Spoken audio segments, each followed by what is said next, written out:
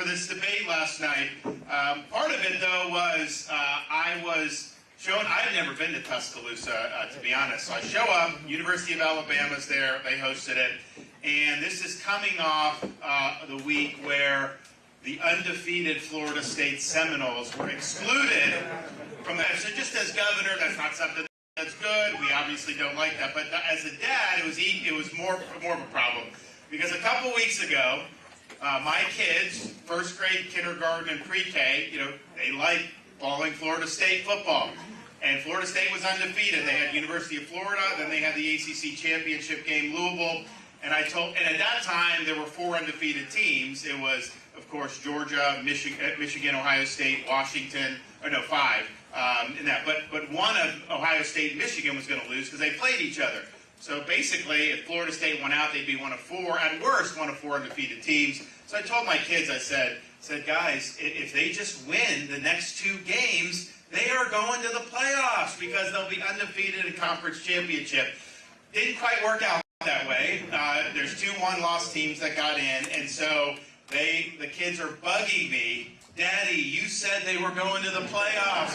What happened? I don't have a very good answer for them yet, but going to Tuscaloosa, a lot of the fans there were like telling me, hey, we're sorry, what happened? Because they go to the playoffs every year, so it's not a big deal for Alabama. It's a big deal for Florida. We used to be we were the top of the heap in college football between Miami, FSU, and Florida State, and that hasn't been true in the last 10 years. So this is kind of the first shot that we've had to get back up there as a state. I set aside, we just did our budget for the state the other day, and first of all, we have record tax cuts, reducing spending, paying down record debt, and still doing things for education and transportation and infrastructure. It can be done, guys. We're showing how it's done in Florida. You can do it right.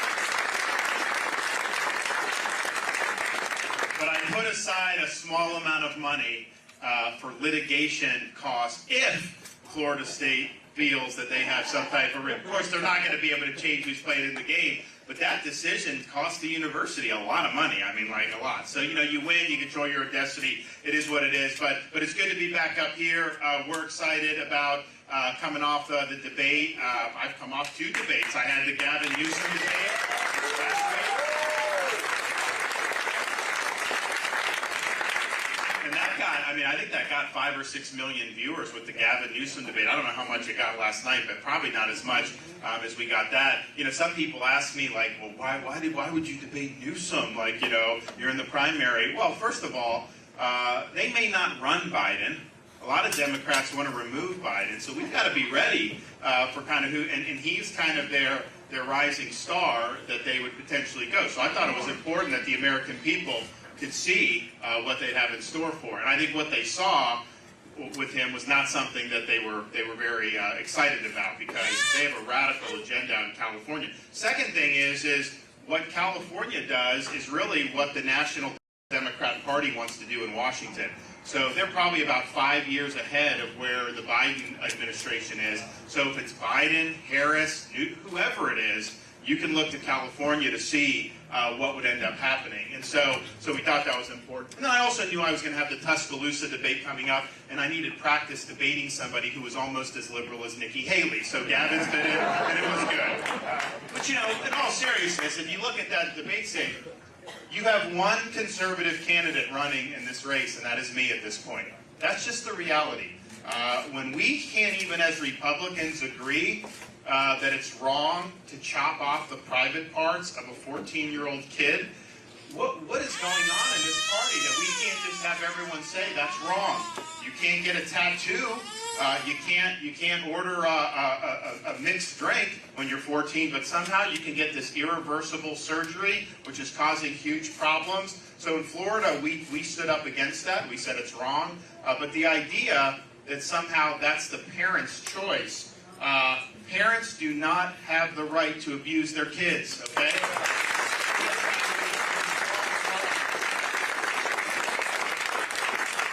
So that's a contrast, and I'm the only one that's dependable who's running on that. The other thing is you see these like liberal Democrats now on Wall Street and in Silicon Valley sending money to people like Haley. And the question is why are they doing that? The reason why they're doing that is because they know I'm the only one that's really a threat to what they're trying to protect. You know, this whole ESG cartel, we would end that as President of the United States. It's just, we would do it. We would not allow China to continue to eat our lunch. You know, a lot of these liberal Democrats on Wall Street, they make a huge amount of money on China. And so the question is, we need somebody who is going to be a strong conservative leader. We can't have a typical establishment politician that will just cave to these people, cave to the left, cave to the media, cave when things get tough. And if there's anybody running that's shown that he's willing to stand strong and fight for you, I'm the guy that's done that. I've done it time and time again.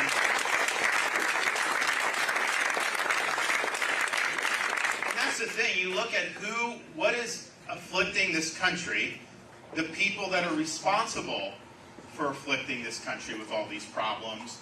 And then you say, okay, well, who has a record of actually beating the people who are doing this to our country? And I'm the one that's actually beat these people. Yes, we beat Newsom last week in the debate and showed the difference. We beat the teachers union in Florida by doing universal school choice. We beat George Soros in Florida by ousting 2 radical progressive prosecutors who weren't willing to enforce the law. We beat the Democratic Party in Florida by enacting election integrity. That's some of the best election integrity measures anywhere in the country. We beat Fauci on COVID. So on issue after issue,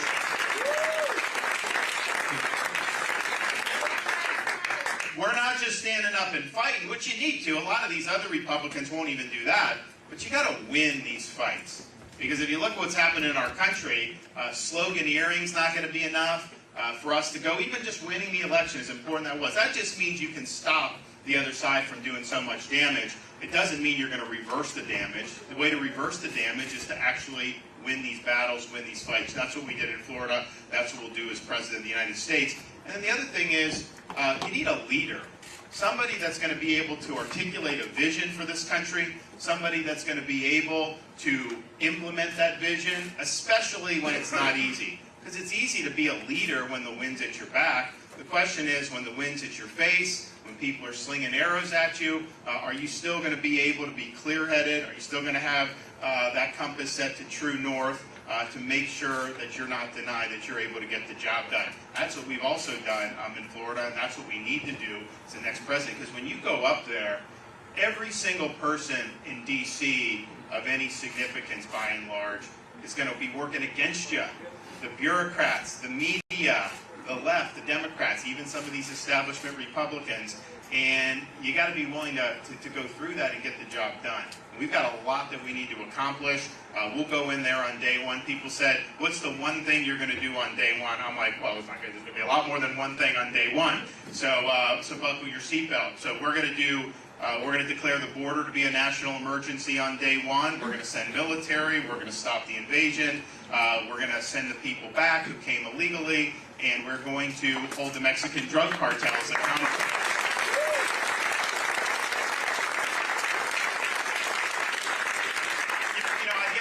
Because the media, they will always be like, oh my gosh, you can't hold the drug cartels. Like, how are you going to do that? So we're going to declare them to be a foreign terrorist organization or some similar label that would separate them from just being a normal criminal. And we will authorize the use of deadly military force. Now what they say is, well, how do you know? Yeah, no, we need to. They'll say, well, someone's coming across, if they're trying to break into the country, you know, how do you know if they're cartel? How do you not know? How do you know if it's this or that? And I said, this is stuff that we do every day. I mean, a police officer who's in your community may use deadly force in certain situations, and it depends on the situation. Okay, do it if just someone's innocent walking down the street, but if someone is threatening someone else, then they may be able to do it. In the military, you know, I told the story about being in Iraq when I was in Iraq. You don't know who on the face of it was hostile or not, because the enemy didn't wear uniforms. You see some guy coming up in a man dress, you don't know if they have an IED strapped around their waist, or if they're just a normal civilian. And so you have to make judgments based on facts and circumstances, based on if there's hostile action, hostile intent. And if you can identify somebody who is that, then you're able to engage. So we do this all the time. It isn't like this is anything crazy. We go, oh my gosh, how could you possibly do it? And the thing is we not only have a right to do it, as president, you have a responsibility to do it, because they are invading this country, they are killing our people.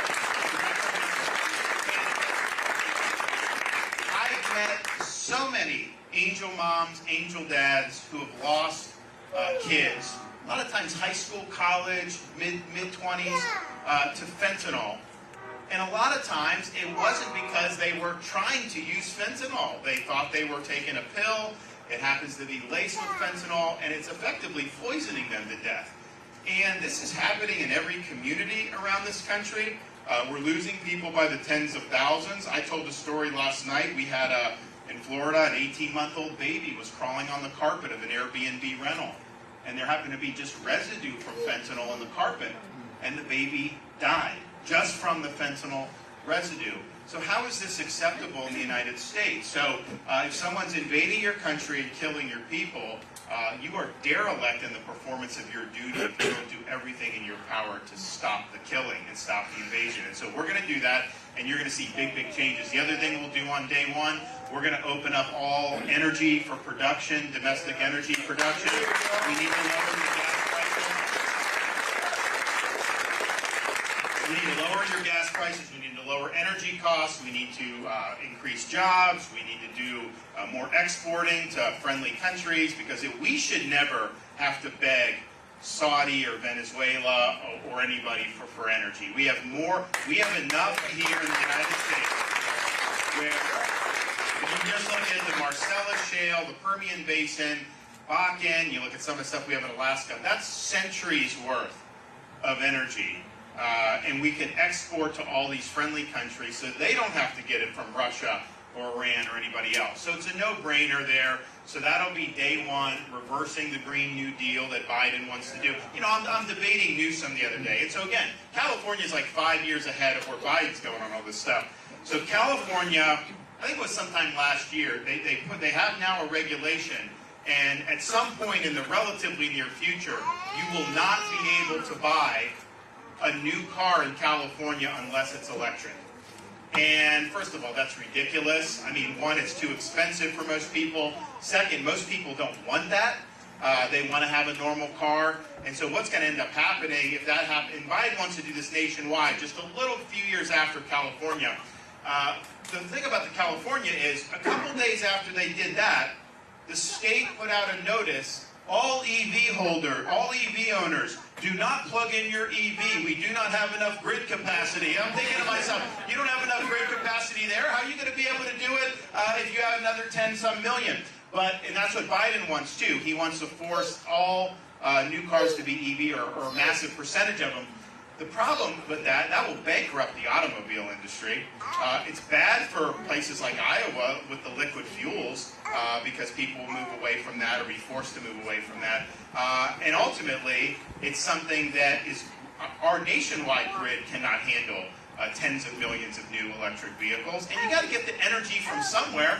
And what they want to do is they want to say that to power the electric grid, we're going to force you into behaviors that are going to require you to consume more energy off the grid, away from your gas tank, away from all that, while at the same time they're going to kneecap the energy, the reliable energy that goes to power the grid. So they're going to make you do more solar, more wind, which is not reliable energy, and you are going to see rolling blackouts in this country just like they do in the state of California. So we are going to reverse all of those EV mandates, all the Green New Deal mandates, and we're going to have reliable, cheap energy for everybody in this country.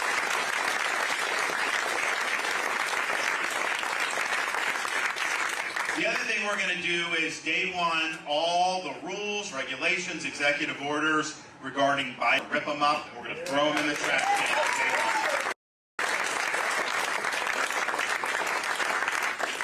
Also, let it be known to Congress, this won't be just, you can't just do it on day one, but as they spend, we're going to be willing to veto veto spending if they're spending too much money.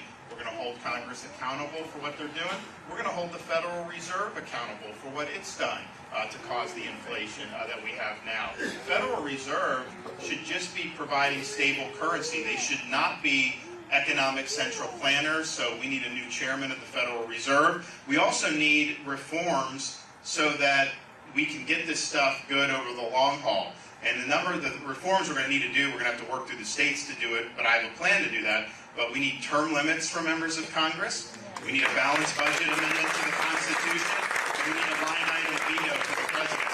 You know, first of all, we have term limits in Florida for our legislature. It works. It works. People say, oh, the lobbyists will run. They already run the show in Washington. Give me a break.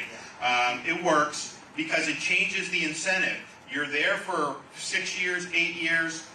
Get something done. You have an opportunity to leave a legacy. Do it. In Washington, it's stay in office for as long as you can. And so the behavior changes. So it would be good.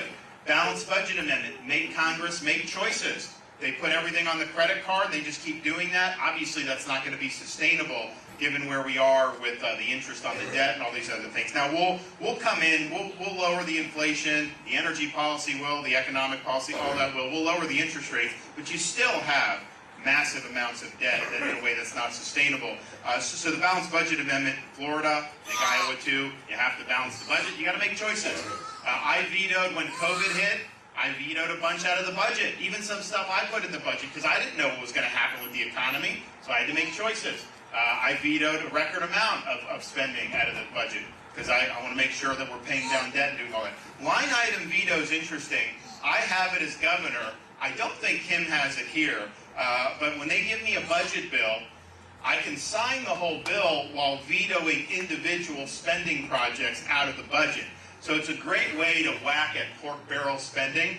So when I became governor, the most highest amount of vetoes was $800 million in a year. I broke that. I did $3.3 billion in vetoes in 1 year. That was 3% of the total budget that year that I reduced. But when Congress passes, and they shouldn't, but they pass these monstrosities, the thing is right now the president either signs it all or vetoes it all. That's your only choice. If you have that line item veto, things like sending your money to promote transgenderism in Bangladesh, which this government does, you can veto that. You can veto individual stuff that's out, and it would be really, really good for taxpayers. So I think those are three things that are really, really important that we need to do. You know, another thing I'm thinking about while you're seeing what's going on in these college campuses, do you see those presidents of the universities come before Congress? That was absolutely disgraceful. Places like Penn, you can go out and advocate for genocide of the Jews, and they shrug their shoulders, but they have fired people just because they opposed affirmative action. So they're trying to impose an orthodoxy. There's not academic freedom at these places, but they're allowing a lot of real ugliness to take over their campuses, and I think it's disgraceful. And your tax dollars should not go to fund them while they're doing this. This is unacceptable. But you know, in Florida, so I'm one of the only ones in the whole Republican Party that's ever done anything about higher education and academia. So now in Florida, all tenured professors must undergo review every 5 years and can be let go for poor performance. So the reason is, what we want from people that are in academia is pursuing truth, academic rigor. We want to prepare our students to be citizens of the Republic. We do not want professors who are trying to impose ideology on the students. We don't want the universities to become hotbeds of anti-Americanism, anti-Semitism, all the things that you see. And so we make sure that the people that are there doing a good job, reward, we'll pay you more. But if you're there to be an activist, then okay, go on your way. So since we've done these reforms, a number of professors have been cycled out. And, you know, the media will make it seem like something, oh, professors are leaving, you know, the state of Florida. There's also a lot of professors coming because of the reforms we did, but they're leaving. And I'm thinking to myself, okay, if a professor of intersectional Marxism is leaving Florida, that is not a bad thing for Florida. That's a good thing for Florida. So, but this is something that we got to take on as a country head on, because on this current course, we keep churning out the next generation through some of these toxic institutions. Benjamin Franklin walked out of the Constitutional Convention. He was asked, did you give us a republic or a monarchy? His answer was a republic if you can keep it. He understood that, the founders understood, each generation would have to cultivate freedom. And that requires that we're producing citizens that have a good foundation, that understand what it means to be an American. And it seems like so many of these universities are trying to do the opposite with the kids that go through. So one of the ways you deal with it is the money and withholding money, and then the accreditation. We are the ones at the federal government that actually approve the accreditors.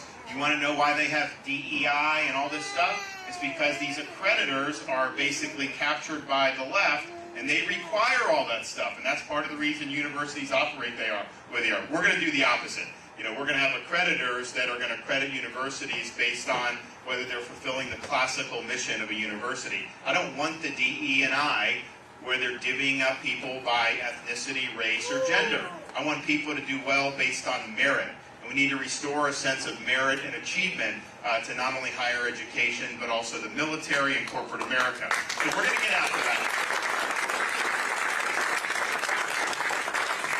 The other thing, just as the only veteran running for president this whole time, and I'd be the first president elected since 1988 that is a veteran of a foreign war. I think it's important that we get our military back in working order. I think that the morale is low, the recruiting is low. They've indulged in a woke agenda. They've indulged in a lot of things that are not good for this country. So we're going to take the woke out. We're going to take the social engineering out. Everything that detracts from the mission on day one as Commander-in-Chief, we'll rip it out, we'll throw it in the trash, and we're going to focus on mission first again. And that's going to make a big difference in recruiting and morale, and also in performance if we're going to deter China and do some of the things that we need to do. So that's important to me, because I have veterans that come up to me now and say, I don't know that I want my kid or grandkid joining the military. And that's a tragedy, because normally, even at the height of the Iraq War, I remember being in Fallujah when things were not good, you still had people that were signing up in relatively large numbers. No one, you sign up for the Marines, you're likely going to get sent to Fallujah. You're going to get sent to some of these places. People knew that, and they still signed up. Now it's very low, and I think it's because people want to be a part of something. When you join the military, you're writing a check payable to the United States of America for an amount up to and including your life. You don't know where they're going to send you. You don't know what contingencies are going to happen. When your life is in the hands of civilian leaders, military leaders, and I think when people do that, they're willing to do that just when they know that the decisions that are going to be made are what's going to be best for the mission, and that they're not going to sacrifice the mission to pursue some type of social agenda or political agenda. And when they see that the mission has lost focus, then they're not sure they want to write that check. And that's totally understandable why people would feel that way. So help is on the way. We're going to get that done. I think it's going to be really, really important. Look, we are coming on, we're a little bit more than a month away now from this caucus. And you have it in your power to show that ultimately in this country, the people decide. The media doesn't decide who the candidates should be. The pundits don't decide. You have an ability to go out and make your voice heard, and you will change the trajectory of this country if you do that. So I'm asking for your support because I think that Iowa has an opportunity to really change the trajectory of this country going forward. I ask you to talk to your friends, your family, your neighbors, co-workers. Let them know that showing up to that caucus is going to be very meaningful on January 15th. And we'll do you proud. We'll be a good nominee. We'll win the election. We'll get all that done. But more importantly than that, we'll be a president that is focused on your issues. I don't got any of my issues I'm worried about. I'm worried about your issues, your family, and this country's future. And you'll get somebody that's very focused on the mission, somebody that's very disciplined in how he conducts himself. And the result is we are going to get all of this stuff done. We're going to deliver big results for this country. And we're going to be able to have serving 2 terms, which I think is important. We're going to be able to have a run of 8 years that is going to be as significant as anything a Republican president's done in our lifetime. It's teed up for this because the public wants a change. there's so much low-hanging fruit to go after in Washington to be able to reform this government, bring it back in line with the Constitution. You know, we did the thing they asked to name presidents that you would look for inspiration, and they named Reagan, Washington, and Lincoln before it got to me, which, you know, all three of those I would certainly look for. But I didn't want to repeat that, so I said Calvin Coolidge. And some people were like, what? The Google searches for Calvin Coolidge went up very much. But if you go back and look at what he did, he was somebody that understood his oath to support and defend the Constitution of the United States. He understood the federal government had a limited role.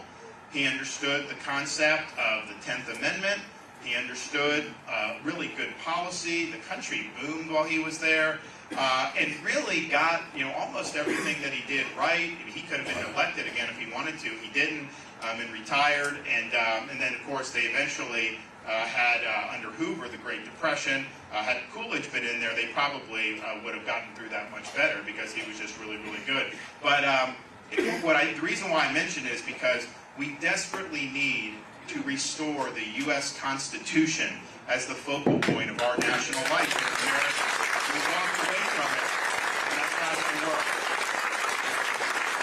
And throughout our history, when we were acting in ways that reflected the founding principles of this country has succeeded. We get in trouble when we ignore the founding principles of this country. And the founders were writing that down, that our rights come from God, not from government, that the purpose of government is to protect the rights that we already have, to make sure that we can have a society based on truth and order and everything.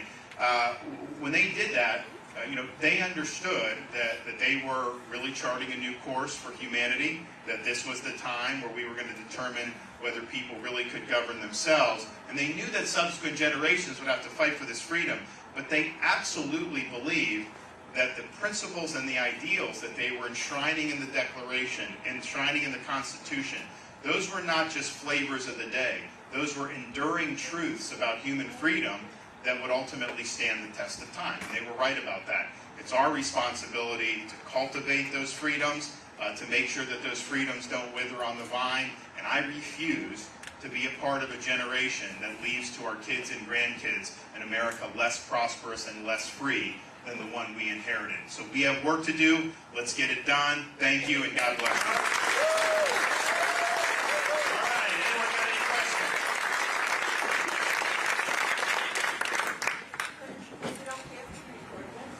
I'd rather you just speak from the heart, but you do it. Okay. My heart has been early childhood education for 46 years in the field.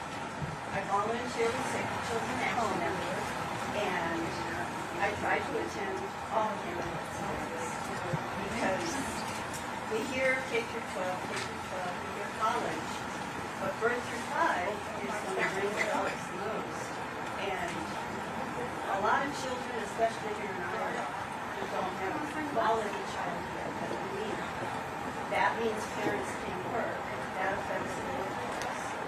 What would you do as president to ensure that all 24-year-olds have access to quality early learning so that they can start kindergarten and university? Great question. Thank you. So I can tell you what we did in Florida. We've actually put an emphasis on early learning because I think you're right.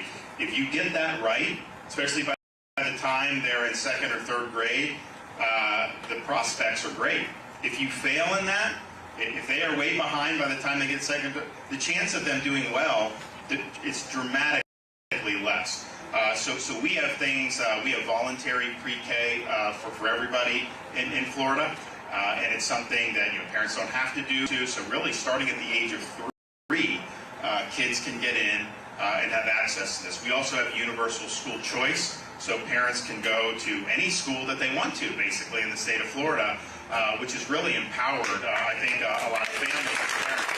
So what's the result of this? What's the result? So, sometimes there's problems. Government just never makes any headway on them. How has this worked in Florida? What have the results been?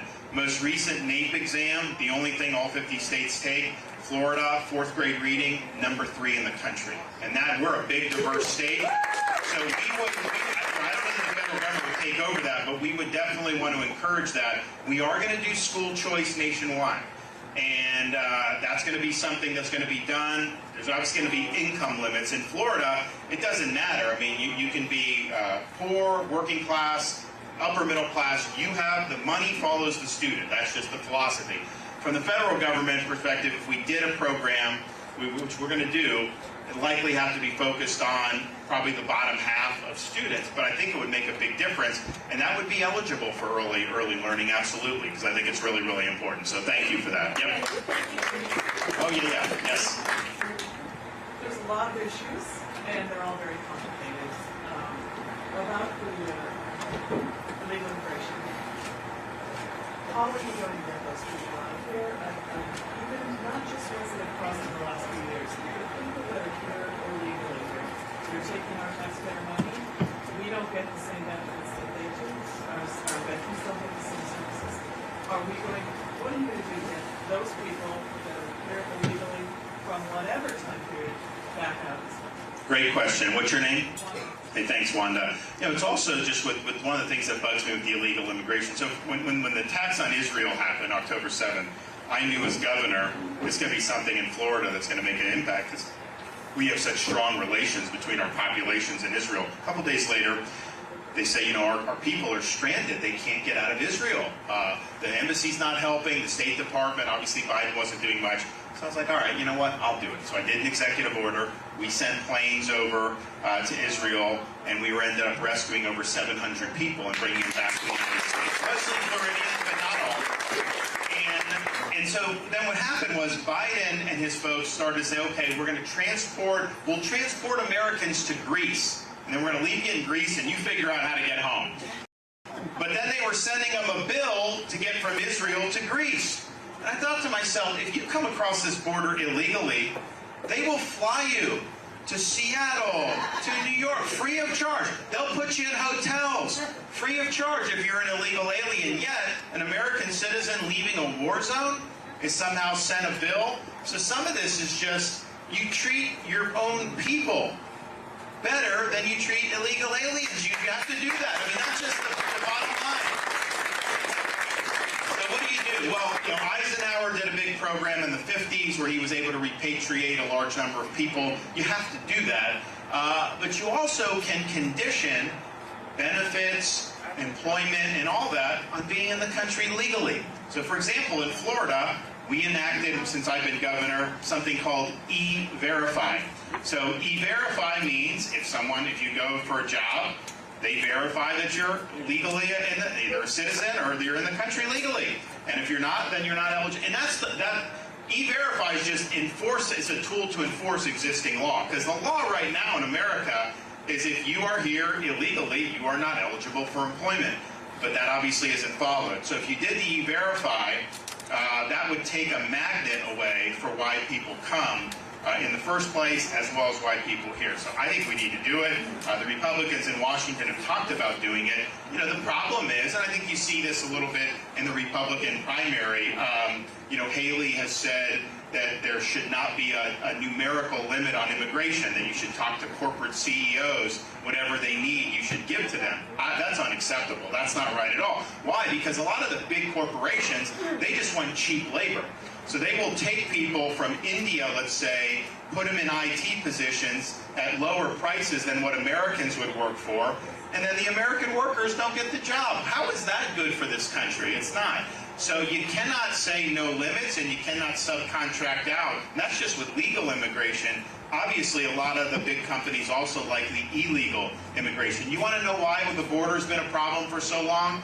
Democrats see the people coming illegally as potential voters, and big corporations see them for cheap labor. That's the two reasons. So those are the two forces. I think people know when I get to the White House, those forces aren't going to stand a chance, because we're going to deal with this problem once and for all. But I think removing the benefits is a really, really big deal, because people work illegally, they send remittances back. Incidentally, I remember 2016 campaign, the most famous promise, we're going to build the wall and have Mexico pay for it. And people, the media used to get all on trouble. You're not going to have Mexico pay. How are you going to do it? He's like, we're going to do it, we're going to do it, we're going to do it. And I thought he would actually do it. Not that Mexico was just going to give money, and he didn't do it, but the way you do it, and what we'll do, any foreign worker, well, actually any worker that sends money overseas in these remittances, we're going to charge a fee for every remittance. We'll raise billions and billions of dollars, and we'll put it towards building the border wall. That is Mexico paying for it, and Central America and others. So we're going to do all that. And we're also going to do one more. We're going after these sanctuary cities, and we're going after the sanctuary states. We're going to take money from them. We're not going to let this happen. You know, I'm up there with Gavin Newsom. He has a sanctuary state. He's got millions of illegal aliens in his state because he will actually take California tax dollars and he will give benefits, health insurance, all these things to illegal aliens in his state. Well, of course you're going to be a magnet for that. I mean, give me a break. It's terrible, terrible policy. Yes, sir. Nice to see a fellow Iraq vet. Oh, good. What service were you? I was Air Force. Okay, what part were you in? I was in Balad in 2007. Okay, yeah. Yeah, Balad had the movie theater, right? Yeah.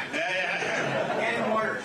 Yes. Do you have a plan for reforming the intelligence community in the same manner as the military that you talked about? I'm a refugee from the intelligence community. I saw it from the inside too often. And if you don't, I have some ideas I would love to hear. So the answer is yes, but I would always want more ideas, so please pass them along because it needs to be done. I mean, there's just no question. And the president has broad authority to be able to reform that, so it's you just have to go in and do it. But I think, you know, when I was back in 2007, for example, when I was in Iraq, same time you were, you know, I wasn't like overtly political, but I was conservative. The federal government, you know, I did not like the IRS, Department of Education, the typical, but I liked the DOD at that time, FBI, Intel, all that. And then as I got out of military, as the years went on, particularly when Trump became president, things like the Russia collusion hoax, and I saw how people in federal law enforcement and the intelligence community were involved with that, you know, that shattered my faith in those agencies. And I think it's been a downward spiral ever since. The politicization of federal law enforcement and intel is going to be a disaster for this country if we don't reverse it. So yes, we're going to take it on. We'd love to have any of your ideas, but it absolutely needs to be done. Yes.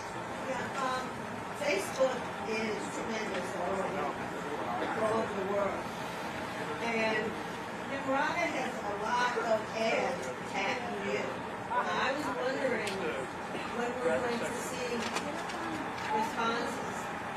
Yeah, I don't know. I don't do Facebook, so I'll have to ask my guys kind of what we're doing in that respect. I don't know. You know, the interesting thing is like her attacks on me, even liberal media said they're bogus. Now, normally with me, if I say the sky's blue, they will say, oh, you know, they'll go nuts, right? But even that, they are acknowledging what she says is just nonsense. But I think the thing is it shows that we have a very good record. I don't have a lot to attack.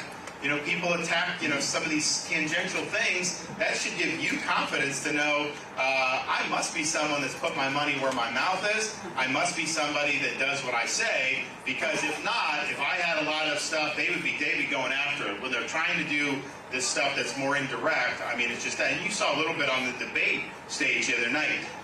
So when Haley was governor, the South Carolina legislature was trying to pass a bill that would have said men can't go into girls' bathrooms and locker rooms, and she killed it. And you know, so she opposed it, and it's because like a lot of the corporations didn't like it, and she caved basically to pressure. But this is something that she's bragged about. I mean, in recent years she's bragged about it, saying like, oh yeah, when that came, we don't need that in South Carolina. You know, I killed it. I made sure to kill it. Okay, so then I called her to task for that last night, and she tried to say, you know, you said that these bathroom bills were wrong. And I said, well, wait a minute. I signed a bathroom bill in Florida. I actually got it done. I protected the girls. You didn't.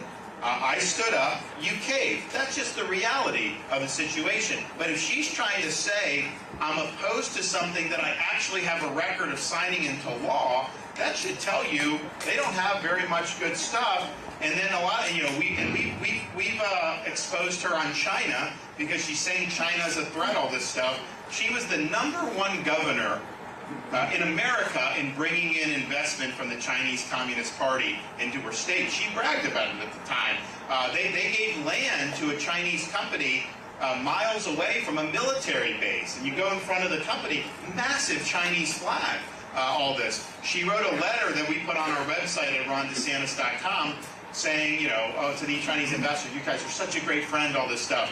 And then we just put a video up where she was at this Chinese-owned company in South Carolina, Chinese flag behind her, saying that she works for them now, and talking about how great this was. So that's just the reality. That's just the fact. Now, she can say that she's changed her worldview, but she's trying to act like that didn't happen. And then she attacks me saying, there's this company in Florida that was brought in. Yeah, before I was governor, I didn't have anything to do with it. What was I supposed to do? And again, even these liberal media, who usually are quick to pounce on me, they said they searched, they could not find one example of Ron DeSantis bringing in or even recruiting anything from China, because I didn't do it. It just wasn't something that I wanted in our state. And of course, I've signed legislation banning China from buying land in the state of Florida, and that's on the books. You can see it. So I think that I think that's the case, but I don't know. I will look at that and see. Some of it is if you're somebody we've identified as a supporter, we probably wouldn't advertise to you because that's a waste of money. I already know you're going to support us. This ad was about fracking. Yeah, well, that's another one that's been debunked or whatever. Florida has in our Constitution limitations on drilling near the beaches, not because of being against, not because of global warming, it's just because of potential spills and stuff that have impacted the state in the past. And that's in the state constitution, and so she's attacking me for that. But which is fine. But then to say somehow that we're not gonna drill and all these other, of course we're gonna do that. You have to be able to lower energy prices. So it's another phony narrative. Yes. First off, as a fellow veteran, I want to thank you for your service. What service were you? I was in the Navy. Okay. Fresh out of high school in 2017. I actually just separated this year. One of the things I heard about most was these scary stories of the VA. As president, what would you do to help improve the quality of care veterans are receiving? Well, it's a great question. I think that the VA, part of the problem with the VA is it's just a massive bureaucracy. And there's limits to how well a massive bureaucracy can work. So we are going to do accountability. We're going to fire people who aren't doing a good job from the vets. We're going to do stuff.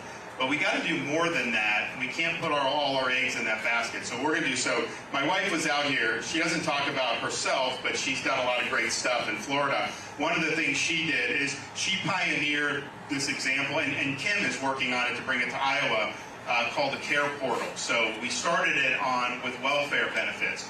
So you have somebody to go in, instead of just getting a check and then coming back for a check, they go in, they have needs, they put it into this care portal, and this portal is connected to churches, to charities, to businesses, to individual volunteers. So something goes up, hey, we have a single mother with two 6-month-old twins. She just got evicted from her apartment. You know what happens?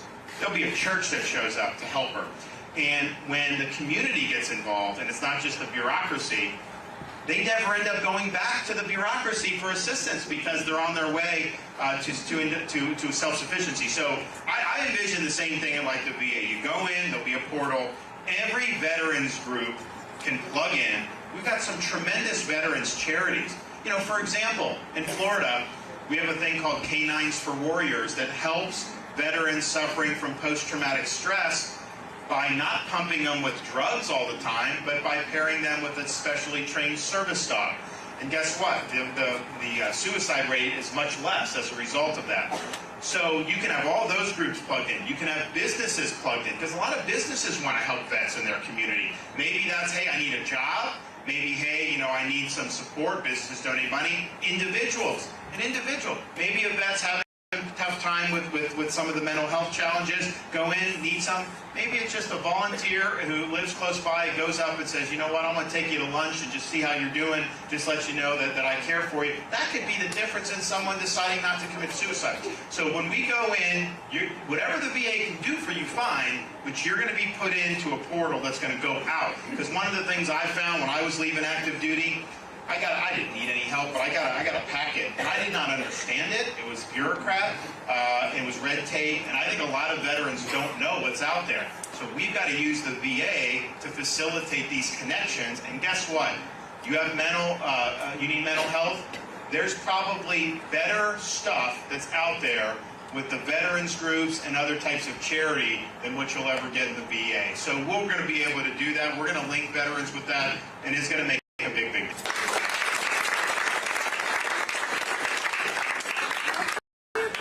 For those of us who have like Social Security or things like that we need to have, because not everybody doesn't have to have it. But I guess I'd like to hear what your thoughts are. For Social Security benefits? Yeah, look, I mean, people depend on Social Security. My grandmother lived till 91, and Social Security was her sole source of income.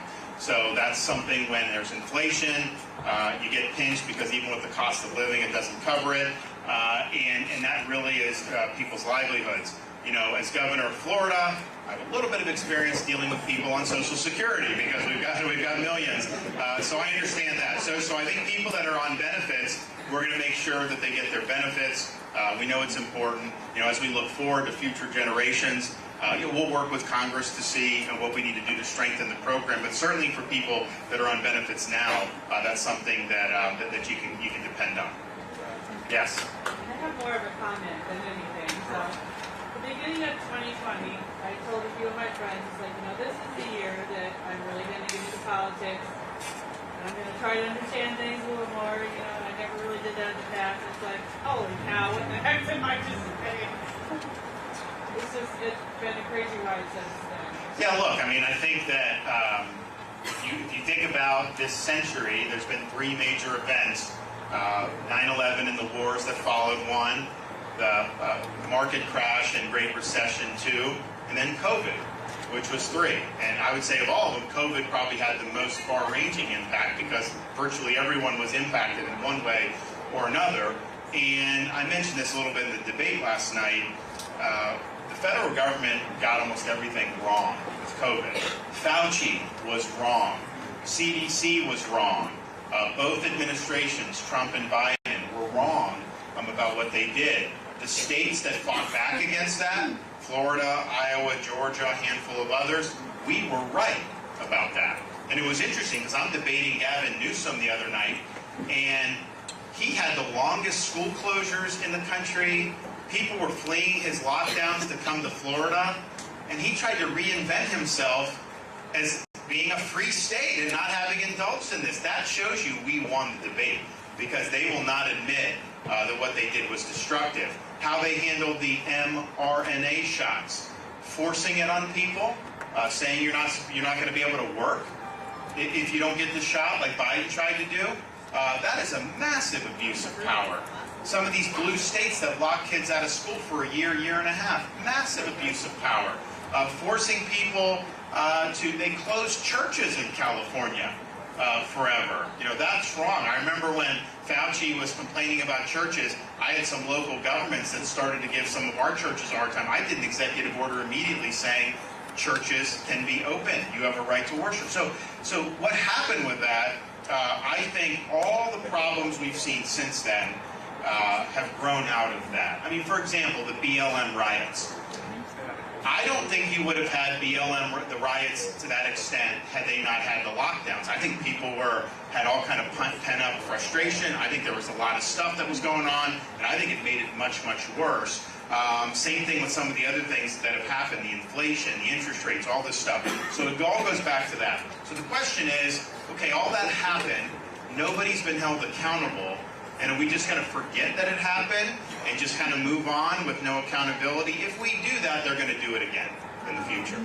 So I'm going to bring a reckoning for this when I'm president. I'm the only one that will do this. I'm going to bring a reckoning to all these agencies, all these people, because this can never happen to our country ever again.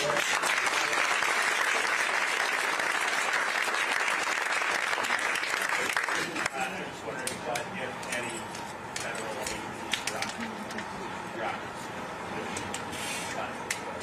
I think we cut pretty much all of them. I mean, I think because like if you look at DOD, for example, like I am going to do more for military. We need more naval, all that. But I think that civilian DOD is way too much. I think you cut that in half.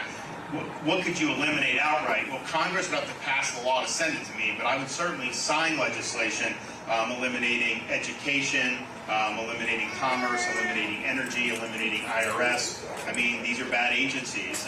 We got to get Republicans in Congress, though, to actually want to reduce government. They have not been willing to do that. But I'm ready. I have the pen ready to go. So if we can get that done, I'm all for it. Yes? So kind of on piggyback on that, the Republican Party disaster. So whether it starts at the top and all the way through Congress and whatnot. So even as a candidate, what can you do to try to bring more leadership and cast that vision to get people to buy into that? That'll make it easier when you do get elected to get those people on board. I know you've done a fabulous job before. Yeah, but I think so. Yeah, no, I think you're right. I think that is an important test. The Republican Party, really hasn't had much leadership. I mean, I would say the leadership in the last 3 years has really been Florida, Iowa, maybe Georgia. Like, we're the only ones that have been successful.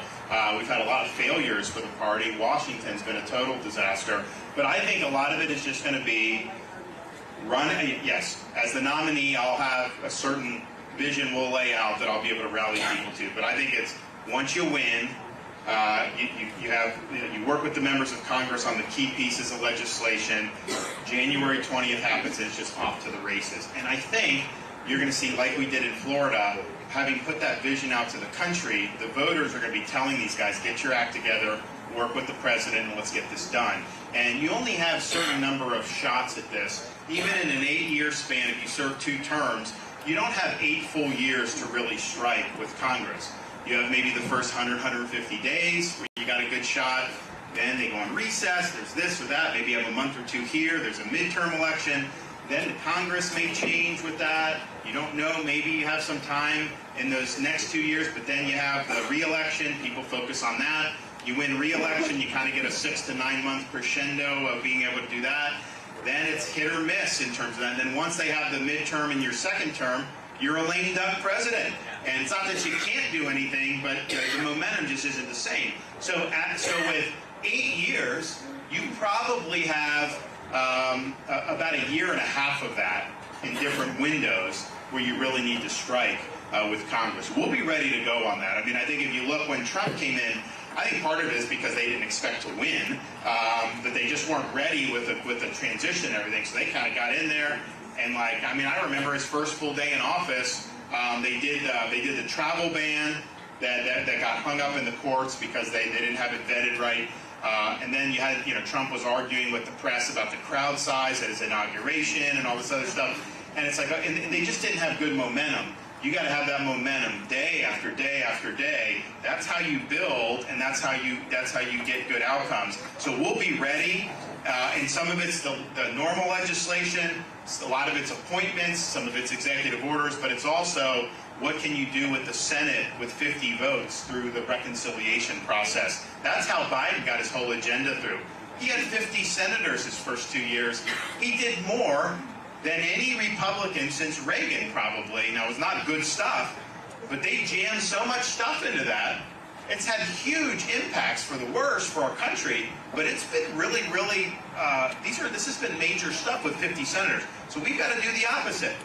We can take this stuff out, of course, but we've got to use that. We'll have more than 50 senators, but we're not going to have 60 Republicans. So you got to know how to do that. So we're thinking through all these. There's nothing that I say on the campaign trail and on the debate stage that I haven't thought through about how can we actually get it done. Because I'm sick of saying, one of the things I mentioned about the former president, with respect, if you listen to what he says now, he was saying almost the same thing in 2016. We can't have a situation where you're campaigning all these things 4 years and you don't deliver on the swamp, on the wall, and all this stuff. This is our chance to get it done. We can't miss this opportunity, and so I'm the one that'll be focused and disciplined enough to bring it all to fruition. All right.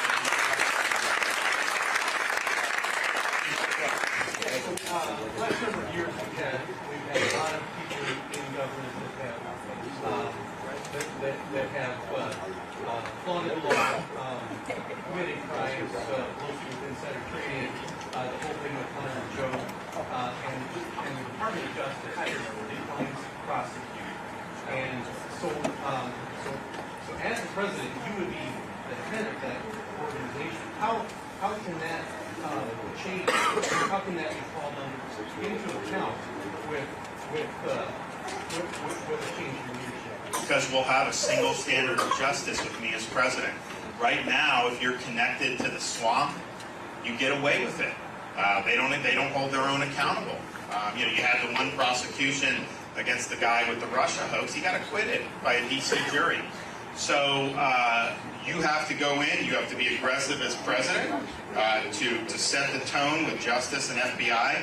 That we're not going to have this situation where people connected to the DC elites live under different sets of rules than every other American. That's intolerable, and we're not going to have it happen anymore. Now, on the whole stock trading, I think Congress should be banned from trading individual stocks. We have time for one more question, ladies and gentlemen. What I did was when I was so I served 3 terms in the Congress. I recovered from that experience entirely, but I did serve 3. But before I came in, I sold my stocks. And I declined the pension for congressmen because they get this pension. I'm like, you know what? The average person's not getting this. Why should taxpayers be paying it? You have a 401k, so I paid into the 401k. That's fine. And so those were the stocks we had, but I did not do any trades while I was and not because I would have done it to benefit me, but I didn't want to be in a situation where someone said, oh, he voted this way on some obscure bill, and then he did this or did that. So I just didn't do it. But a lot of these guys, they're making a fortune of this stuff.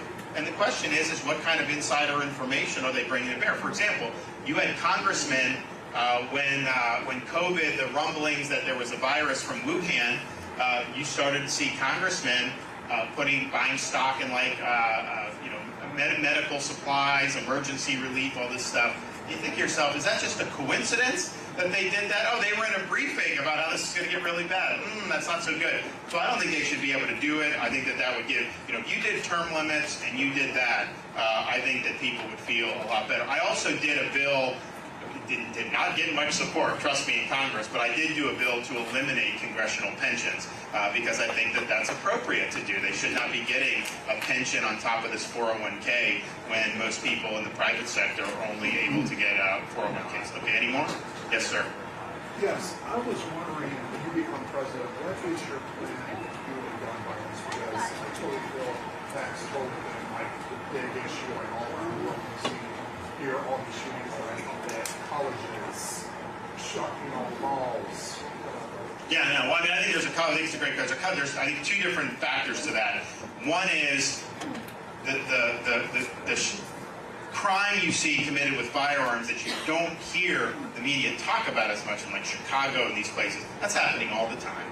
It doesn't get as much fanfare. Why is that happening? It's happening because they're not prosecuting the folks when they have an opportunity. They basically could prosecute them on crime, they let them back out, they let them out again, and then finally they kill someone. Well, you've got to have the zero tolerance. So I will prosecute, our U.S. attorneys will prosecute anyone committing a crime with a firearm as a matter of course. So if you rob somebody with a gun, you're going to be in jail for a long time. Right now, the liberals, they don't believe in using resources to focus on those gun crimes as much as they want to focus resources on trying to deny possession of guns from law-abiding citizens, and that doesn't work.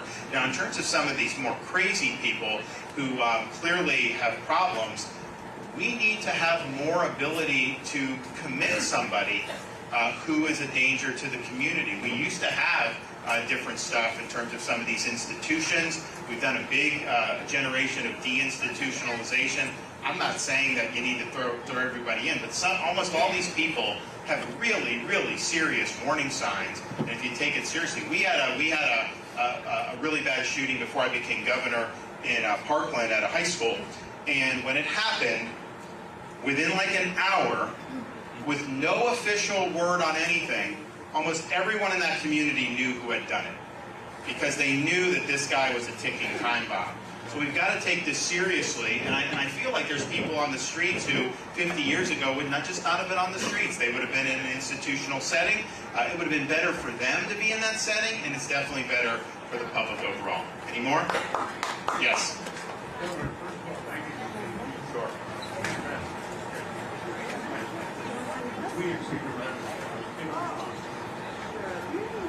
We're going to leave here, many of us, go to the grocery store and be shocked. Well, it goes back to the overall inflation problem. I mean, Washington has driven your prices up with borrowing, spending, and printing money. We're going to do the opposite. We're also going to do the energy, which goes into all the food prices, because that permeates everything in the economy. We drive down the cost of energy. You will see it reflected at the supermarket. And then just getting the government off the back of the economy, particularly of agriculture, of other small businesses, that's going to give things more room to breathe, and the prices will settle in better. I do fear, though, that there's so much kind of static out there that Biden could plunge this country into a pretty deep recession. I think a hard landing is very possible. I hope that's not true, but I think it's possible. If there is a real sharp downturn within the next year, I do think that inflation just does let up when that happens. I mean, that's not the way you want to cure it, but you will definitely see, I think, the economy change if that's the case. The elites say soft landing, soft landing, soft landing, and here's all I say about that. Without even thinking about the underlying dynamics, these elites are almost always wrong, right? So if they're saying soft landing, to me, I would prepare for something a little bit more difficult to deal with. But we will stop the policies that have caused the prices to go up. And we've got to do it. And Republicans and Democrats are responsible. It's not just Democrats. And we've got to, and in some respects, the Democrats, they don't pretend to be anything else other than what they are. The Republicans, all these Republicans run saying how fiscally responsible they are, how they want less government and less spending, and that they never deliver on that. In Florida, since I've been governor, we've eliminated a quarter of our state's debt. From the entire history of Florida, we knocked off 25% of the total debt. And that's because we make good decisions. And I have to, it's tough for me because I've got millions more people today than I did when I became governor. And, it's not like you just absorb that without cost. I've got to do more roads. I've got to do more schools. I've got to do more law enforcement. I've got to do a lot more stuff. And yet, even with that, we've been able to pay down the debt. So it can be done. You just need to do it. And I'm trying to think, when Reagan was president, he fought against the spending. When Gingrich became speaker in the 90s, they fought at spend. They actually did a good job. They forced Clinton to support a balanced budget. And it seems like since then, Republicans just have not done much. 2010, when they came in for the Tea Party, they did in the House work to cut, and they had some success, but that was very brief. And then really for the last 10 years, there's been very, very little interest amongst Republicans in doing this. And obviously, President Trump would say that, you don't lose election. No one ever loses an election by spending too much money, is what he told me one time. And I'm like, well, that may be true. I don't know, but is that good governance? I mean, is it all just about winning the next election? Or do we have a responsibility for the next generation? And I think we have a responsibility to think big, so we'll do that. Any other ones? Yes. Less a policy, more of a character question. So, as governor, obviously, we make decisions every day. At the office of the presidency, those decisions are big. We've already discussed these policies for these issues in our country are really big issues. A lot of big decisions to make. What informs your conscience? How do you, can you just explain this? How do you make analysis? Well, part of it is I just have faith in God that gives me a good foundation, because I think that when you're in a leadership position, if you're standing for what's right in this day and age, that's not cost-free. They're going to come at you. They're gonna call you names. They're going to throw arrows at you. They're going to do that, and not everyone likes that. It's not that I like it, but I just understand that I have a foundation. I have my compass set to true north. I know almost everything that happens on a daily basis in politics and media is nonsense, and you just can't get swept up in it. They're going to do their thing, they're going to do their narratives, and you just got to focus on the task at hand, and that's ultimately what it's about. So that's what I did as governor. Also, when I became governor, and I'll have the same view when I become president, I sat down at the desk in the state capitol on the first day. I looked around, I thought to myself, I don't know what SOB is going to succeed me in this office, but I know this, they're not going to have very much to do. I'm going to take all the meat off the bone. Anything I can do, I'm going to get out in front of, I'm going to lead. And we really just went on a blitz for probably for 4.5 years, first term, and then the whole legislative session this year, just day after day knocking things out. So I've accomplished, what I promised people I do, 100%. I've delivered on all that, which a lot of people can't say that they can do. And then just be somebody who, we need to be on offense.